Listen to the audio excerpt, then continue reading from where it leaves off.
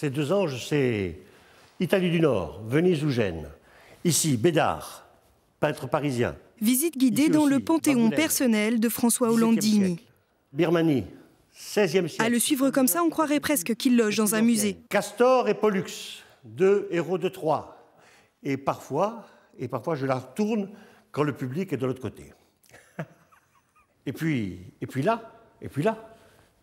Son histoire d'amour avec les œuvres d'art commence dans les années 90. François Hollandini est alors ex-PDG de l'entreprise éponyme. Il achète de vieilles affiches de tourisme, puis des tableaux de peintres corses. Ce sont les plus noirs. Gianelli. On dirait un peintre cubiste. Le mécène cède les deux collections au musée de Corté et Fèche. Quant à la rencontre avec le sculpteur Marc Petit, elle survient lors de l'hiver 1993, dans une galerie à Paris. Il y en a 5 ou 6. Ma femme est là, elle me dit « Qu'est-ce qu'il y a ?» Je les prends. Tu en prends une et tu t'en vas. J'en prends une et je m'en vais. Dans cette œuvre-là, vous avez toute la condition humaine. Une personne humble et déterminée.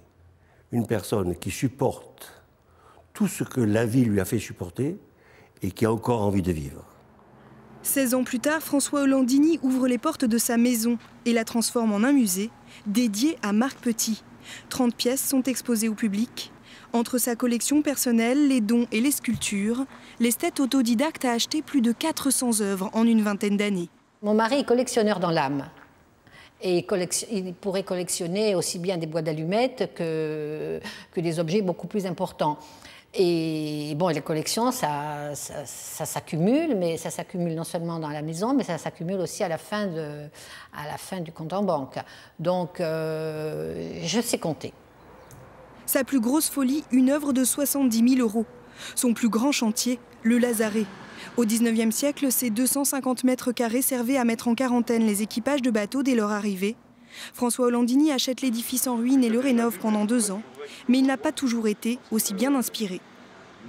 Pour nous punir des jugements sévères que nous portions sur ces choix initiaux, il les a déposés chez nous pour que nous en débarrassions, enfin pour que nous l'en débarrassions.